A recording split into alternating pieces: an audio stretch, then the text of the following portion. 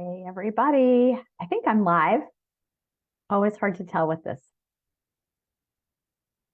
Says I'm being live streamed, and I got a frozen screen on Facebook. So I'm just going to take a deep breath with you all for a couple of minutes and make sure everything is rolling before I introduce you to my very special guest today.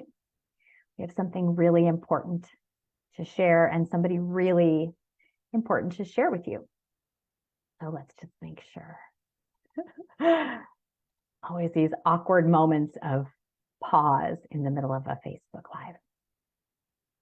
Okay, so Emily, I see you there. Hi. I think I am live and everybody can see and hear me. Okay, so I want to introduce myself.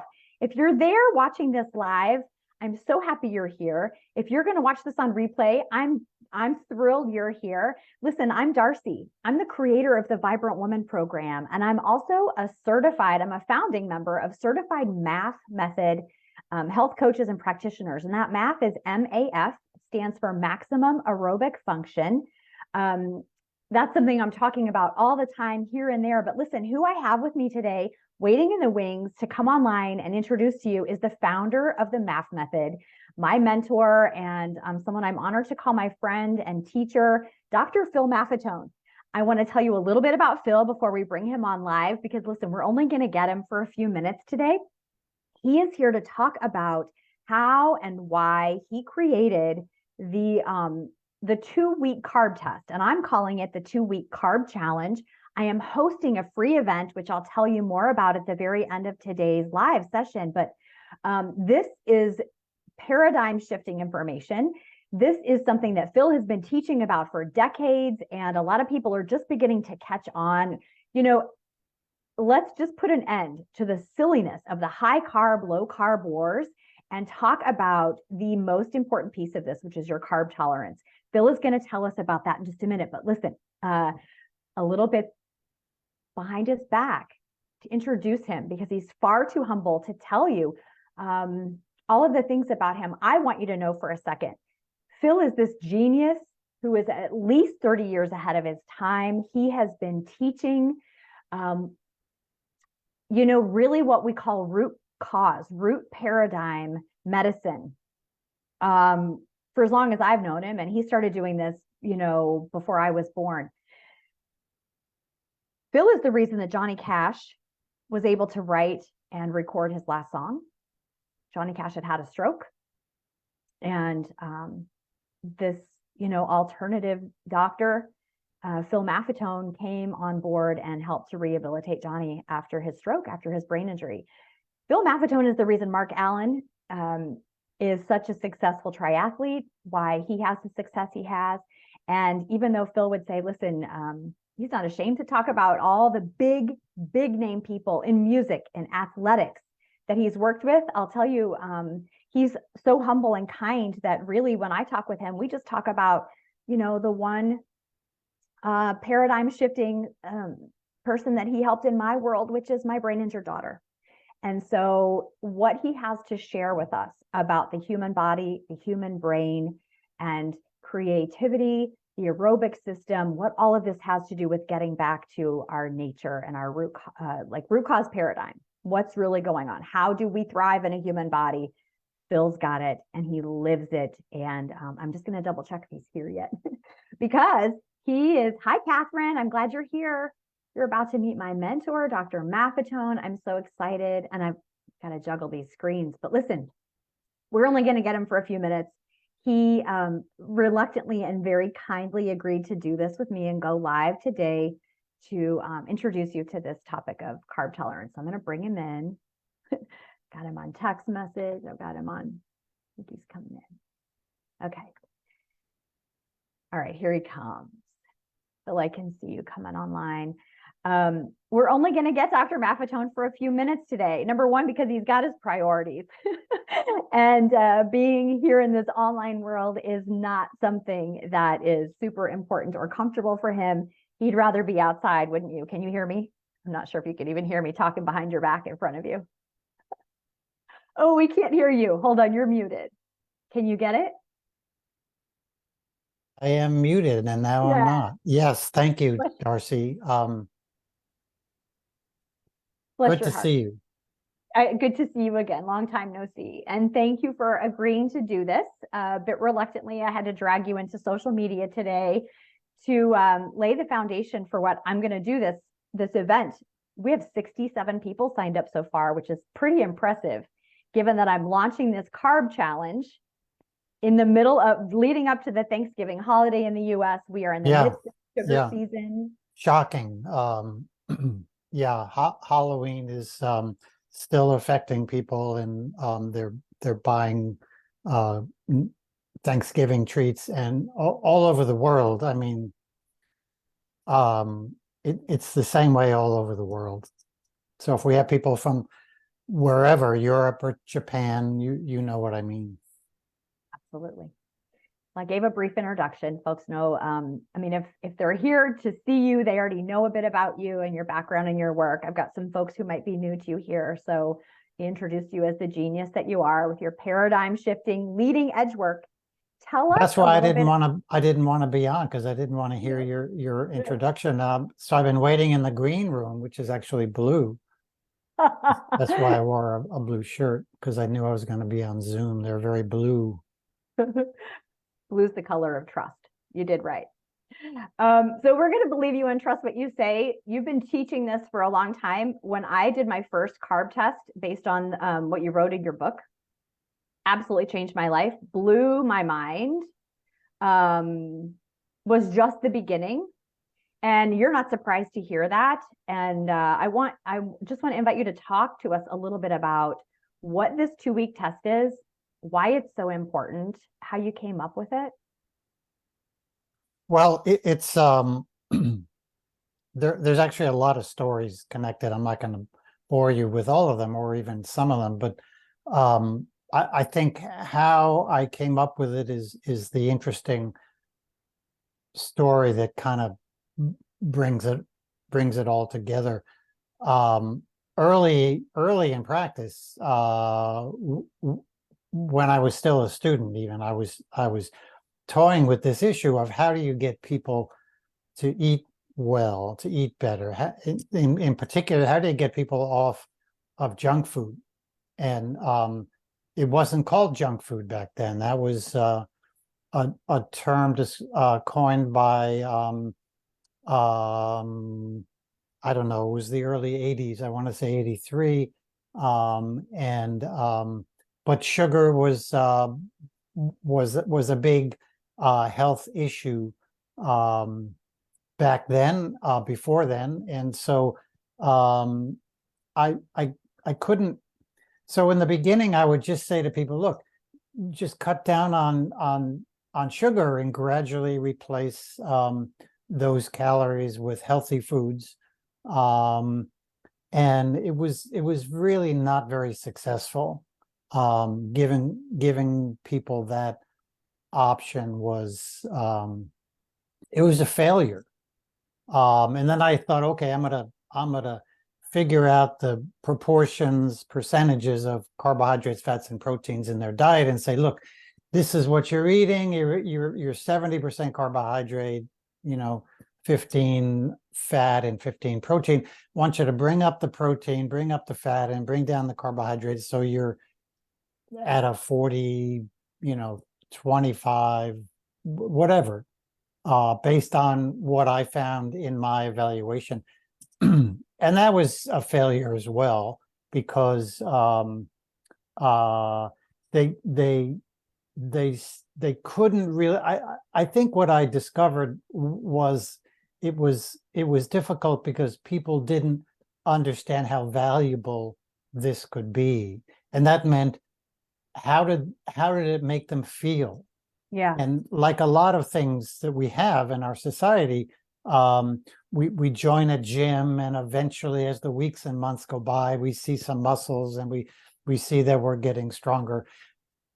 If you go on a diet, it could take weeks or months, and I just thought that's not how it should work. When we change the metabolism, a lot of things in our brain and body should change very quickly.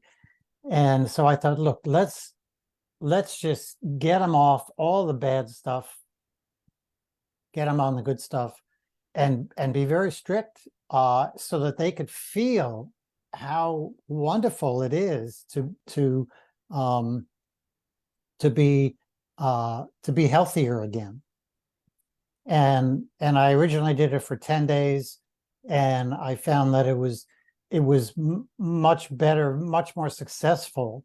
But 10 days, they were just starting to get a few days of, yeah, I'm feeling good now. And eventually I went to 2 weeks. And in fact, I saw a research um, paper that talked about the metabolic shift in insulin resistance, and how long it took to make a significant change.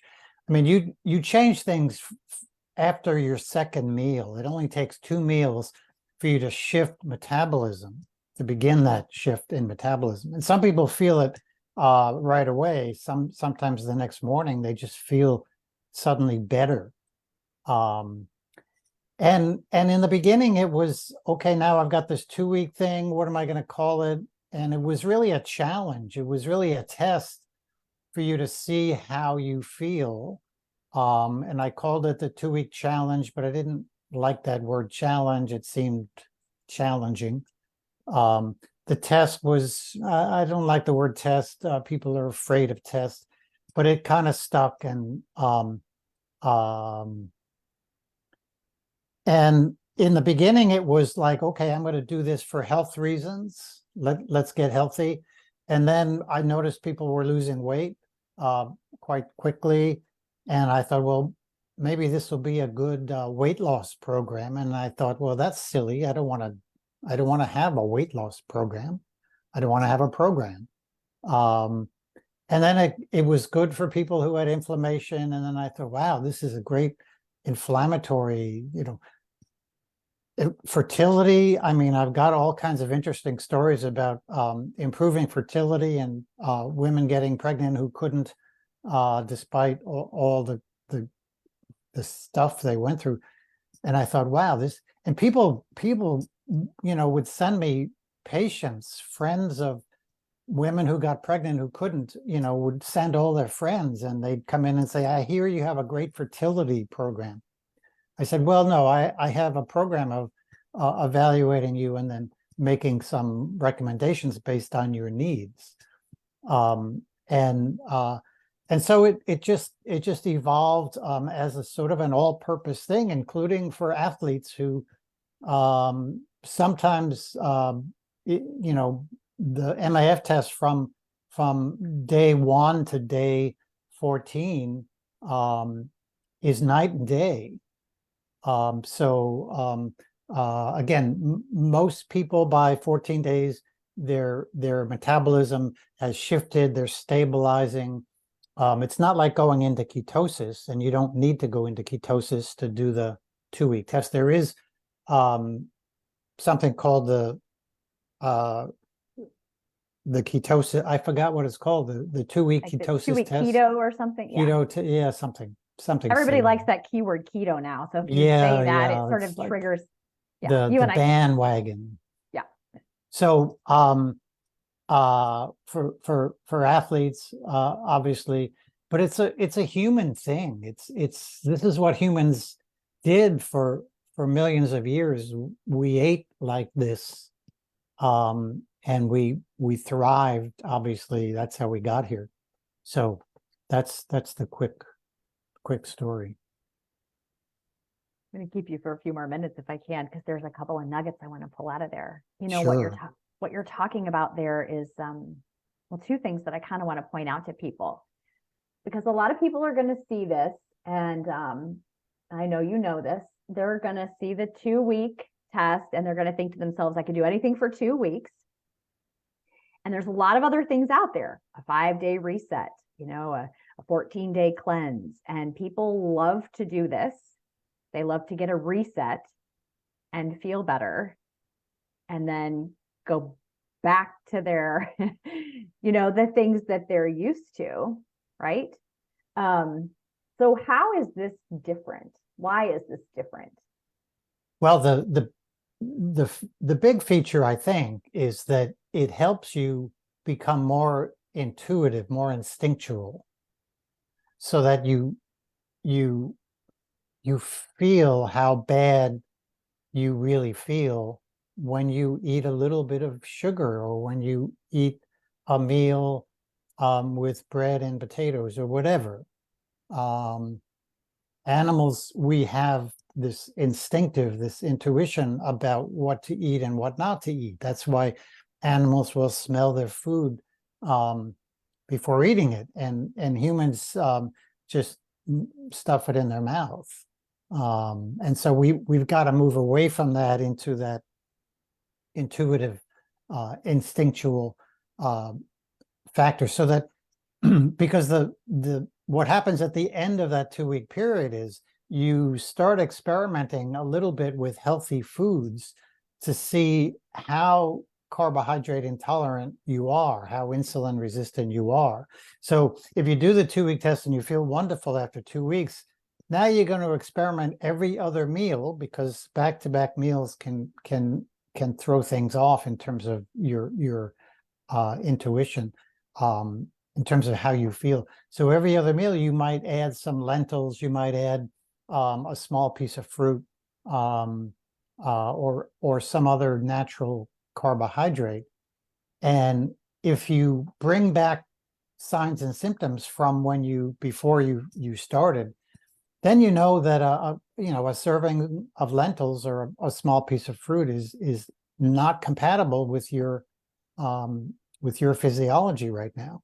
And so you go through that for a few days and you experiment, and you start to realize what's going on, and you start understanding what you can eat and what you cannot eat, based on all those signs and symptoms. And you had a list that you put out.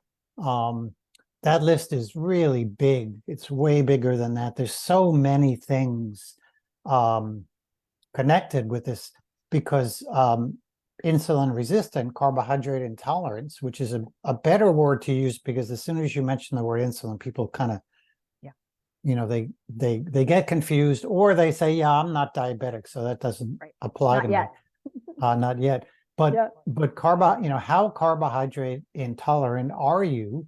And you get those questions answered, because you're gonna have a bunch of like what I would say to patients is, just do a free association. These are all the things that I don't like about my health and fitness.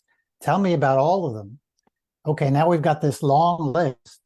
And after 2 weeks, we're going to compare that list and say, is your energy better? Is your sleeping better? Is your bloating better? Do you fall asleep at your desk after lunch still? Is your blood pressure better? I mean, so many things I still today hear things from people who have done the 2 week test, and they tell me about some strange, bizarre, rare conditions that suddenly got better. So we're in charge. We're individuals, and this is a way of individualizing our nutritional needs. So happy you said it that way. I had a woman tell me once, after doing the 2 week test, she got about halfway through it. She was like, I'm breathing better. Like, breathing? What do you mean? And I thought maybe waistline or pants aren't so tight, and she's like, no, I didn't even realize it, but I used to like kind of gasp for breath a bit. And now I'm just breathing better. Yeah. And that's common. You could measure vital capacity, which I used to measure before and after, and we see sometimes 10, 15, 20, 30% improvement in vital capacity.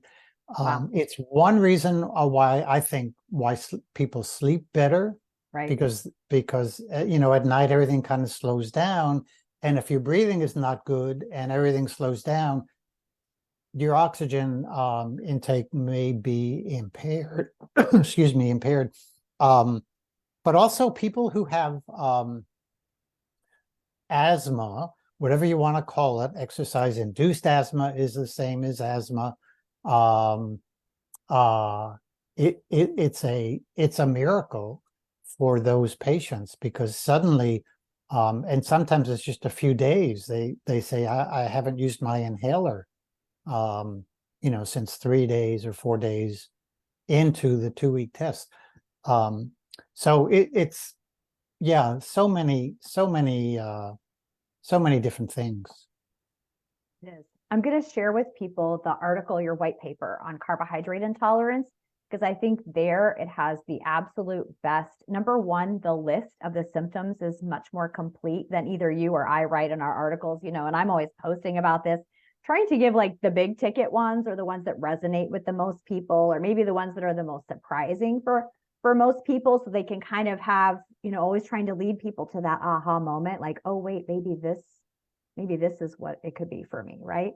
But I'm going to share that article, because the other thing that it does in the 3 stages, that the way that you lay it out in 3 stages, it really is the journey of carbohydrate intolerance unaddressed, isn't it? It is. It is. That's a good way to put it. Thank you for bringing that up. I forgot all about that. Yeah. It's like, if you paper. don't recognize the small knock on the door and you keep doing what you're doing to cause it, the knock will have to get louder, and the knock will have to get louder. Do you want to talk about that for a second, or? It's the intuition instinct thing again. We have that ability, and we need to listen to our bodies. We need to hear the problems. And I used to say, think about how healthy you were when you graduated high school. We can't say that anymore. We can't say, you want to get your waist down to the way it was, when you were in high school, because in the US, it's well over 70% of kids are over fat. So, so a lot of it's using the brain. It's using our mind to individualize our health. We're in charge of our health, and we can get help from other practitioners and experts and so forth. But in the end, it's us. We're going to make the moves to get from where we are now, where we don't want to be, to the next level, and then the next level, and so forth. And by the way, I think that white paper is I'm pretty sure there's a list for children as well as adults. And you see, you're seeing carbohydrate intolerance in children today. Obviously, anyone who's over fat is carbohydrate intolerant. Anyone who has excess body fat, virtually all people with it have, insulin resistance.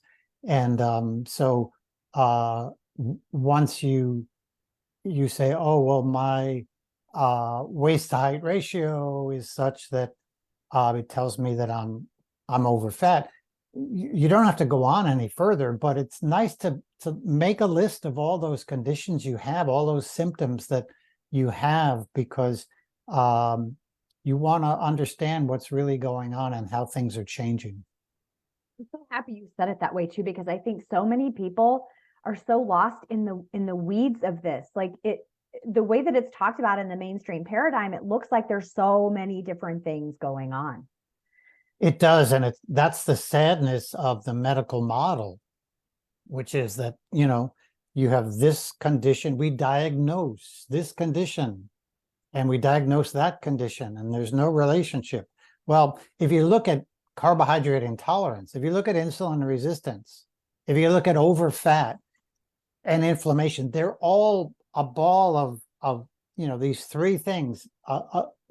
Carbohydrate intolerance promotes excess body fat, which produces excess inflammation, which produces excess body fat. And it's a vicious cycle. And there's a trickle down effect that affects almost all chronic illness: heart disease, cancer, diabetes, Alzheimer's, things like gallstones, kidney stones, a variety of conditions, including physical impairment, from the minor injury to the chronic disabilities that people have, to the chronic inflammatory disorders like osteoarthritis, and just general physical impairment. Realize that all of this stuff, the trickle-down effect that we're talking about, affects muscles and muscle balance. So now you have muscle imbalance, so your gait becomes irregular. If you go out for an hour run, you're very inefficient.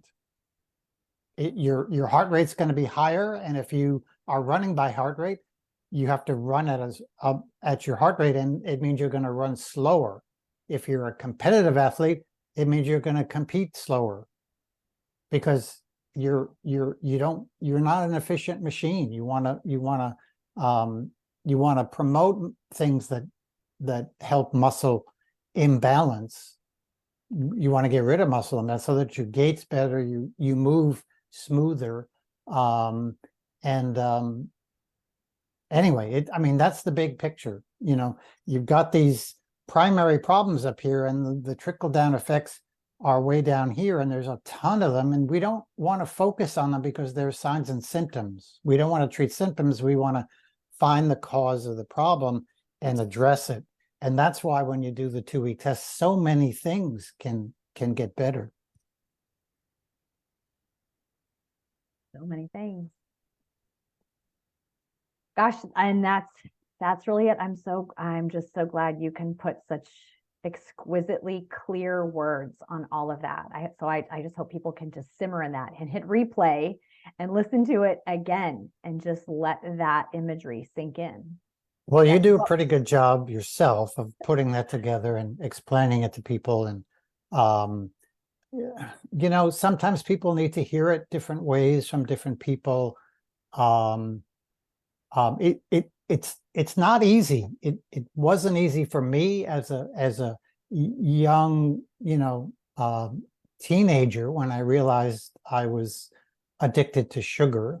As I'm told, sugar was my first food in the hospital, sugar water. They still use it today. I know. They say, well, it calms babies down. We don't want them crying all the time, so we want. Really?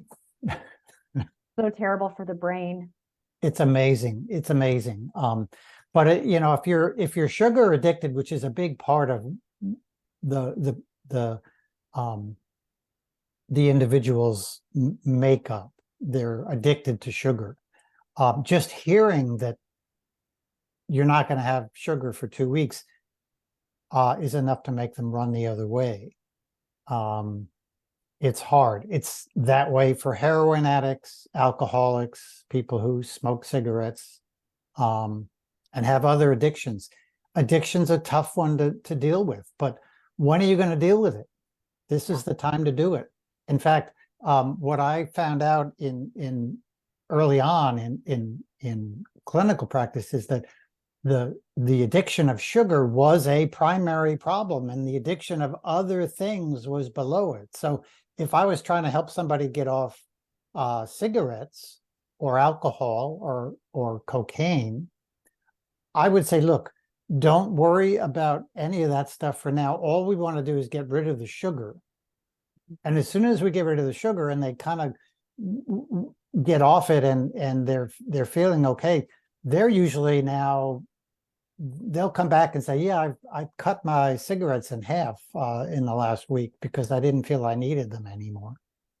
That primary blood sugar mechanism, when you get that stable, how the other sort of like the background hum of anxiety, depression, hopelessness, right? Like an inflamed, unfulfilled brain cannot think hopeful thoughts, right? So as we begin to heal this, we are literally healing the root cause of those other addictions. Yeah.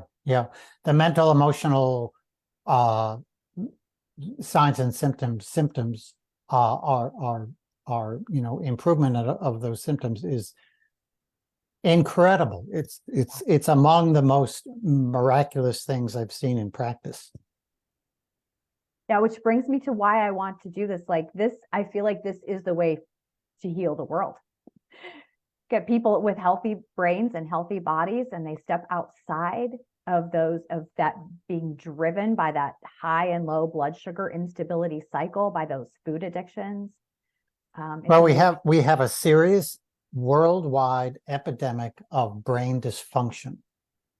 And no matter what we do, no matter how much we talk about peace, how much we talk about human rights, how much we talk about, helping the poor people, until we fix this brain dysfunction problem that is an epidemic, we're not going to get anywhere. So talk about primary problems. This is a primary issue that needs to be addressed, and we can only do it one person at a time. And that is your job. Get it. I mean, and I live it, and that's why we're here. That's why we're all here. It's why I feel so compelled to pay it forward. Absolutely transformative. And I just want to throw this out there too, as a little piece of hope to people. Like, we don't have to decide how many carbs you're going to eat every day for the rest of your life. Like, you just have to decide what you're going to have in this meal. And it becomes easier and easier and easier to do, because those primal instincts they come back, They do. They really do. Haley doesn't, I say this as somebody who raced, I've been doing, Haley's been like this. We changed her diet and did all of this when she was about 5 years old. So she has lived absolutely the majority of her life like this. She gets the strangest questions from people. Say things like, don't you ever cheat, or don't you ever, and she just, like, the question just doesn't, it's not in her paradigm. She eats what she wants when she wants. And people go, oh, I would like to be able to do that. But it's a different paradigm, because what she wants is what her body's asking for. It's what's truly nourishing. It's what feels great. Smell, and like you said, it's about the smell, it's about the taste, it's about the color. We can trust ourselves to be drawn to what's good for us. But first, we've got to do this work of getting like all the static out of the way, right? So that we can let those instincts emerge, right? Yeah. Yeah. And it's a good point. People ask me all the time. Sometimes I just say, well, do you practice what you preach? And that's just an insult. But do I cheat? No, I don't cheat. Do I have fun? I have so much fun. It's scary. And I could prepare some incredible meals.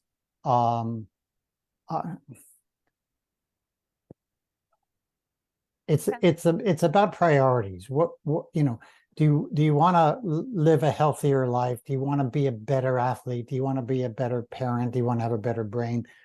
Do you want to have a better brain when you're 70 and 80 and 90 and 100 and 110 and 120? Do you want to see your great-great-grandchildren graduate from wherever they're going, if they even have schools then? So I do, I'm living that example now. And so you decide if you want to do that. If you don't want to do that, then that's your choice. But I think most people want to be healthy. They want to be better. They don't want to have all that body fat. They may have some priorities, like racing may be a priority for them. But behind that racing scene is a healthy body, or should be a healthy body. So it's all one big picture. It's not, these segments like we talked about. And behind that great body is the brain, the healthy brain. It's such a wonderful thing.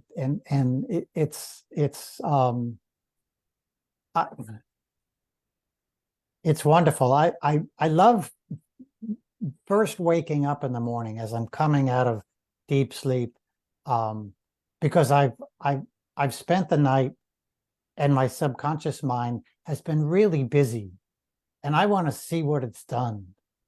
It's like coming home and your kids here doing some artwork or something. You're anxious to see what have you done? Wow, that's amazing.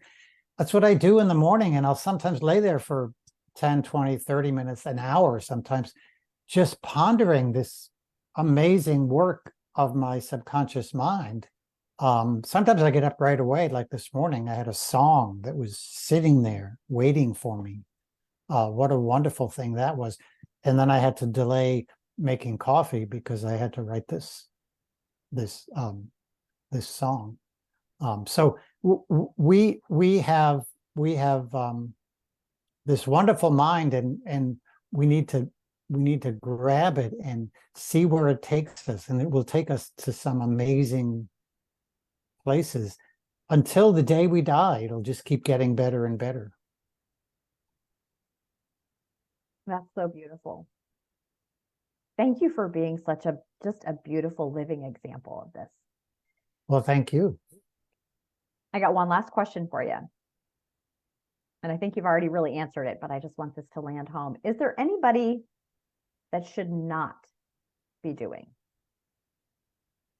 a 2-week carb test to find their body's carbohydrate tolerance? I've not found that certain people should not do it, but what I have found is that certain people need to enlist the help of another person, a nurse practitioner, their primary care doctor, somebody who can think straight. It just depends on the individual. For example, if you're a diabetic, or if you have high blood pressure and you're on medication, things can change rather quickly.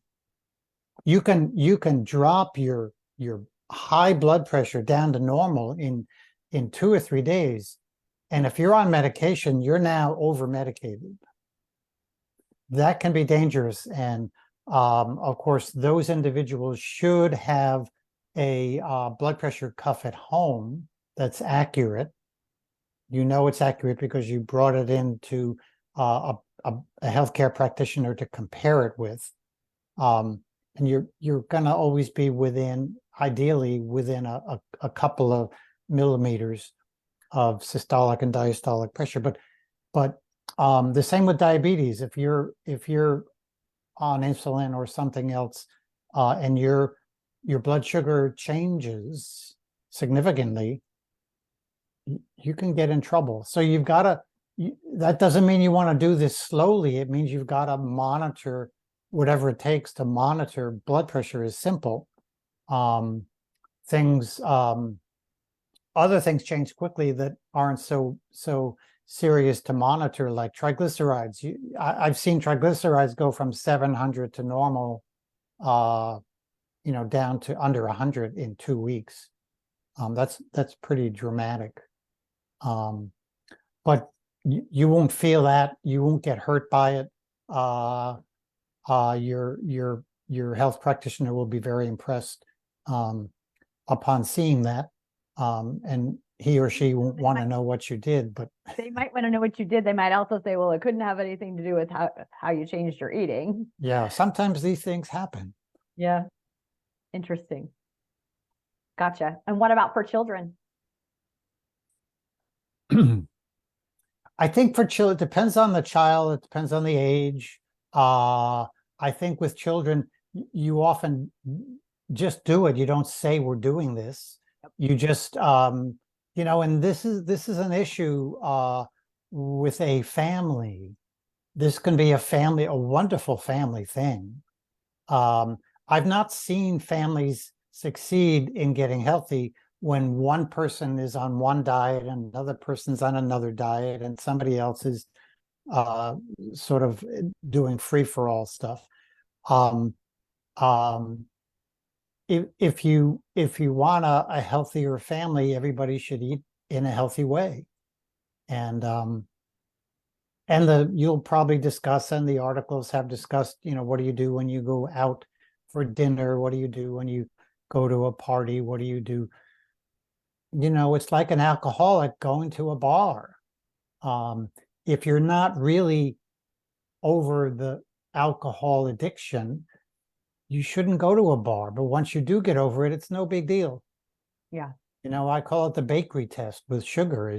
Can you walk by a bakery and not think and not look and not taste. That was the hardest thing for me. It took the longest to recover from, even though at the time I was not eating sugar. I didn't cheat at all, but I'd still sometimes get a whiff of a bakery in some city that I was in, and it would bring back all those memories, all those bad memories of being out of control. That took years to be eliminated. With children, I think you just make the changes. Children are not going to starve to death. They're going to maybe complain, why don't I have sugar on my my oatmeal? Oh, where's my oatmeal? And if all they have is eggs, then they either eat eggs or they go hungry. They'll eat eggs at some point. Right. You're in charge, they are not. Right. And when think this is the other thing though, when they see you loving and enjoying real food, and when you are enjoying real food, you have the mental and emotional sanity, to just share what's good and make it. There's tons of ways to make this fun for kids, but I really wanted to hear what you said about, because a lot of people are afraid. They're afraid. They don't want to change things for their kids. We equate sugar with love for our kids. Oh yeah, love is in the air. Yeah. It's everywhere. That's why Halloween is so big, and Thanksgiving and Christmas.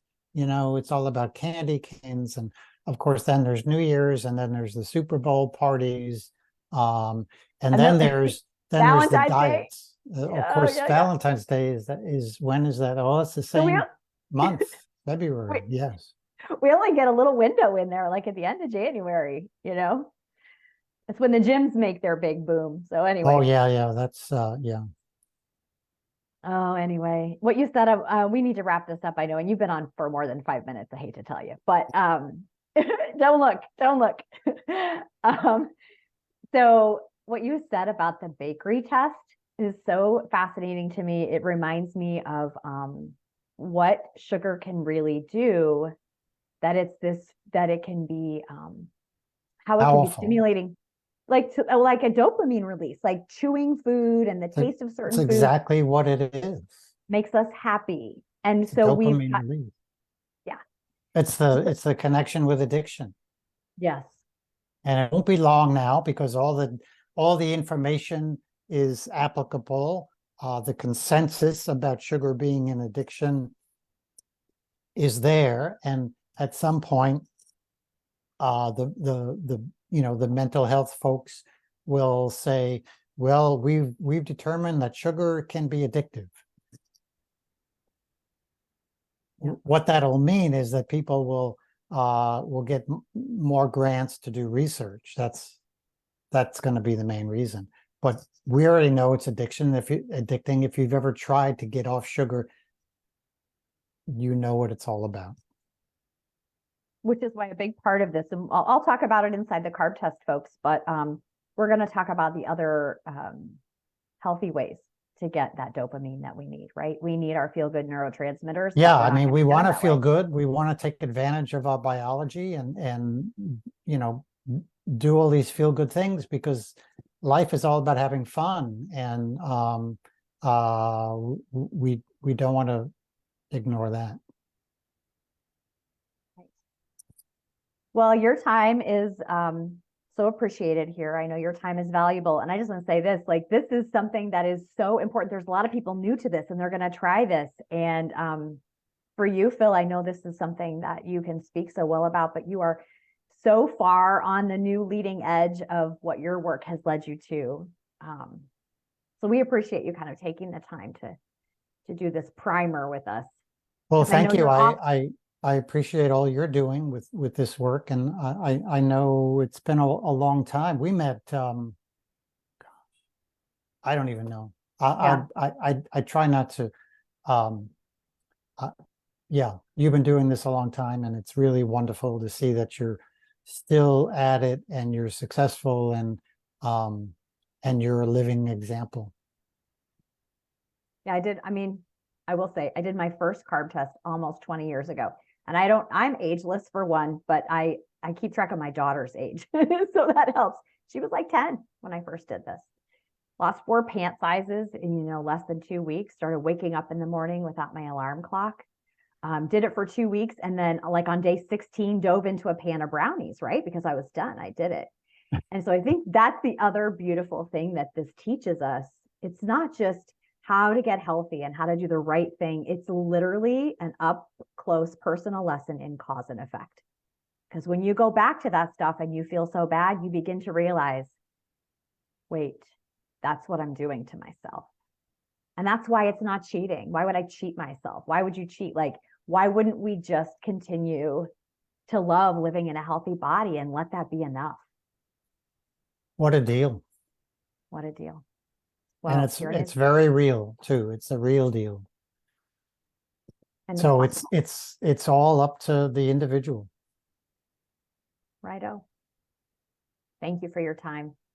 Thank you. And for everyone listening, enjoy. Yeah. Sign up. Let's do it. Let's get you to your best health and feeling better, right? Exactly. All right. I will see you sooner than later. I hope you have a wonderful day. You too, Darcy. Thanks. Thanks, Phil. All right. Well, it is just us. He's off to his healthy things. He's going to get outside, create alpha waves, write a new book, whatever he's doing with that brilliant, healthy brain of his. I want to just take a peek and see if there are any questions. Anybody have any comments or questions? Put them in the chat so I can answer. In the meantime, I definitely am going to put a link here for you to come and sign up for the 2-week carb challenge that I am hosting. It starts this Wednesday, November 8th. There will be a kickoff party at noon. I will be live, but not publicly. This is all going to happen sort of in a safe container. This space that I'm creating will have Zoom links go out to you. When you sign up, you're going to get a welcome email with the Zoom links to join us, with the article that Phil and I talked about that he wrote, with some other resources that I've created to help you with shopping lists and meal planning and that check boxes of symptoms, the signs and symptoms of carbohydrate intolerance, so that you have something really objective to take a look at where you started and what the difference is for you, what results you're getting, because that's going to help you decide how to move forward. We talked a few minutes ago about, the carb restriction part of this experience is really enlightening. It helps you to understand your body, but there is there's a next phase to that, right? Which is reintroducing carbs. And we want to be really smart about that. We want to use that as a way to find out what our body is tolerating, not just as sort of a rubber band effect or a reaction to all the things we've missed because we were addicted to them, like me diving back into a pan of brownies and then feeling like shit again. So I'm going to give you Zoom links to sign up for the live. So let me talk about that for a minute. There will be 6 live sessions in the 2-week carb challenge. And that is because maybe I'm insane for taking this on at this busy time of year, but based on my own experience, I don't want you to feel alone with this. You're going to have questions. You're going to maybe hit some bumps. Some of us feel a little worse before we feel better, and that is nothing to be afraid of, but that is just up close, honest truth. The cells of our body, as they're shifting from a sugar burning metabolism to a fat burning metabolism, sometimes it's a little clunky for some of us. And those signs and symptoms of the switch are really telling. And so I want to be there to talk about that. So I'm going to go live with you 6 times. It's almost every other day. It's basically Monday, Wednesday, Friday of the 2-week challenge. Those are all going to happen at noon EST. And I'm so sorry. I know that time is not going to work for everybody. So what I'm going to do is record them all and create a lovely replay page where you will see all of those listed in order. So you do have to sign up for this event because I need to be able to send you the emails for these things. The welcome email with your resources, with the article, with the shopping list, the menu plan. There's a menu plan in there to give you an idea of how to create some really healthy meals for your whole family that will, comply with the carb restriction part of this. And again, there's nothing restrictive about it. Again, Phil's gone. I know what he would say about this. I'll just tell you what I would say. Is this restrictive? Because we have this sort of, we definitely have a reluctance to do anything that's restrictive. That's really resonant of toxic diet culture and the way women, not just women, men suffer from some of this too, but the idea that, diets need to be restrictive. This is not a diet. This is a metabolic change and an experiment to let your body feel as vibrant as it can without that insulin response and the high-low blood sugar thing. We talked about all that. But the point is, you're going to need some ideas for meals. And so I've got them in there for you. And this is not restrictive. What I like to say is, when I found my carb tolerance and I began to thrive in this way that I never knew was possible, I see it totally differently now. So I look back on that phase of my life when I was eating above my carb tolerance, with my allergies, my bloating, my lethargy, my PMS, my terrible, painful periods, with my mood swings, my irritability, with all those symptoms, okay? On the pathway to diabetes, I've got the genetic makeup for that. I think I'm one of 3 people in my family without some kind of metabolic disease label. On one side of my family, it tends to be the diabetes label. On the other side of my family, it goes more toward the cognitive stuff like dementia. So listen, when I was eating, people think, oh, I have to be restrict my carb intake. But I see it differently. When I was eating above my carb tolerance, I was restricting the full, vibrant health that would have been there otherwise. Do not restrict your vibrancy. Come sign up for this. All right, when you sign up, you will get the welcome letter. It will have the Zoom link and all the dates for the lives. It will have a welcome packet with an article for you to read, Phil's article that we just talked about. You don't have to read it. I love for people to have all the scientifically supported background information. I think the more you know about metabolic health, the more you can learn about your body, the better off you're going to be. It has my welcome packet that will include the shopping list, the list of yes and no foods during this time. And this is simply because these are the things that we know are likely to cause an insulin response. And so it's a good guide to get you started. It has a meal plan in it to give you some ideas to get started. And what else does it have in there? The dates for the lives. So if you can't make it to the live, you're still going to get emails from me just about every day or every other day through this whole challenge with some tips and some tricks, and then the links to the replays, right? Because the point is, this is a community experience. We know that people do better at this kind of thing when they have positive peer pressure and when they feel fully supported and informed. So I am not going to leave any of that. Listen, I've done this. I've done it myself. I've done it solo. And I know the challenges that it brings up. I also know the thriving, vibrant health that's on the other side of it, and all of the fascinating things that you learn about your beautiful body. That's why I'm here offering this. My hand is out. I'm inviting you to a really transformative, enlightening experience. And anyway, what have you got to lose? It's only 2 weeks and it's free. So come sign up. I'll put the link below. If you have any questions, I'm available by DM. When you get that, when you get the sign up welcome email from me, you're welcome to hit reply and let me know what your questions are. And I think that's it. I'm so thankful to all of you that are here. Catherine, I see you. Olivia, wonderful to have you here. Emily, you're there. And I know a bunch of folks are going to catch this on replay. Gwen, I see you. Catch this on replay. Let me know your biggest takeaway. Let me know if you're in. And then here's your last call to action. Invite a friend. Invite a friend. Let's make this as supportive an experience for you as we possibly can. As somebody who has lived this lifestyle for so long, I raised my daughter this way, and so we support each other. I joke and I say I raised the food police, right? So nobody cheats around here. Nobody cheats themselves out of feeling good.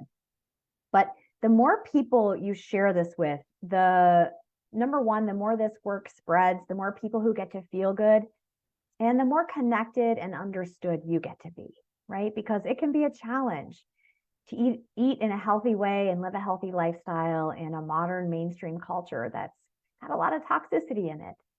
So this is your invitation to begin to build yourself a beautiful circle of support, and let's share the thriving, shall we? All right. It was so good to be with you all today. Thank you for watching, and I hope to see you in your inbox very soon. I'll put the link below. Come sign up. Okay? Let's see if I know how to get out of here. Thank you, everybody. Enjoy the rest of your beautiful day. Bye.